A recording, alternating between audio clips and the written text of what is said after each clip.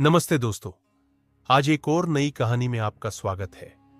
यह कहानी एक गांव के गरीब लड़के राजू की है, जिसकी जिंदगी संघर्षों से भरी हुई थी, लेकिन उसने कभी हार नहीं मानी। गरीबी, तकलीफें और मुश्किल हालात भी उसकी उम्मीदों को तोड़ नहीं सके। उसकी कहानी न सिर्फ आपको प्रेरित करेगी, बल्कि यह साबित करेगी कि सच्ची मेहनत और हौसला कभी व्यर्थ नहीं जाते।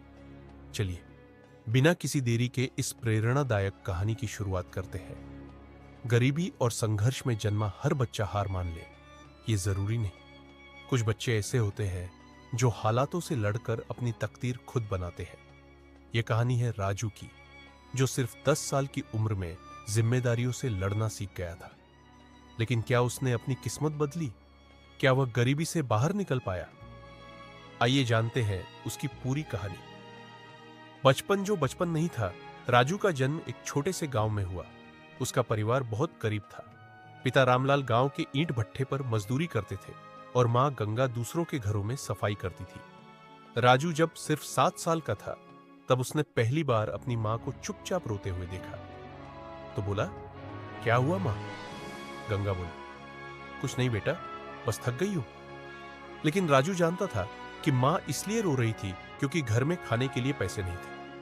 घर छोटा था, छत से पानी टपकता था और रात को अक्सर भूखे ही सोना पड़ता था। लेकिन राजू के मन में हमेशा एक सवाल रहता, क्या मैं कभी इस गरीबी से बाहर निकल पाऊंगा? राजू को पढ़ाई करना बहुत पसंद था।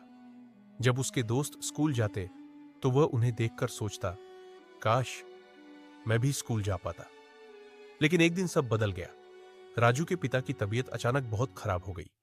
काम करने की हालत नहीं रही और घर का खर्चा पूरी तरह ठप्प हो गया। अब मां अकेली कमाने वाली थी, लेकिन जो पैसे वह कमाती वो बहुत कम थे। गंगा बोली, बेटा, अब तुझे भी काम करना पड़ेगा। यह सुनकर 10 साल का राजू उस दिन बहुत रोया, लेकिन उसे समझ आ गया कि अब बचपन खत्म हो चुका है। राजू ने काम ढूंढना शुरू किया, लेकिन एक छोटा बच्चा कहां काम करता। गांव के रामू काका की चाय की दुकान थी।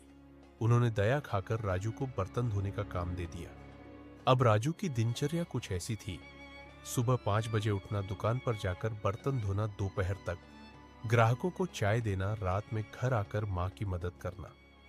राजू का मन उदास रहता, लेकिन जब भी स्कूल के पास से गुजरता तो वह बच्चों को पढ़ते देखकर ठहर जाता। एक दिन स्कूल के हेडमास्टर श्री शर्मा जी उसकी यह हालत देखकर रुक गए। हेडमास्टर बोले, बेटा, तुम स्कूल क्यों नहीं आते? राजू बोला, मुझे काम करना पड़ता है मास्टर जी, घर में खाने को पैसे नहीं है। हेडमास्टर साहब को उसकी हालत देखकर दुख हुआ। उन्होंने राजू की पढ़ाई का खर्च उठाने का फैसला किया और उसे स्कूल में दाखिला दिला दिया। अब राजू सुबह दुकान पर काम करता और दोपहर में स्कूल जाता। धीरे धीरे उसने पढ़ाई में शानदार प्रदर्शन करना शुरू कर दिया। राजू को पढ़ाई में इतना मजा आने लगा कि वह हर दिन घंटों पढ़ता। उसने गणित में अव्वल आना शुरू कर दिया। विज्ञान में उसकी गहरी रुचि थी। हेडमास्टर साहब ने उसे फ्री में किताबें देना शुरू कर दिया। कुछ साल बाद उसने गांव के स्कूल में टॉप किया। अब लोग उसकी तारीफ करने लगे। गांव वाले बोले, अरे, यही राजू है जो पहले चाय की दुकान पर काम करता था।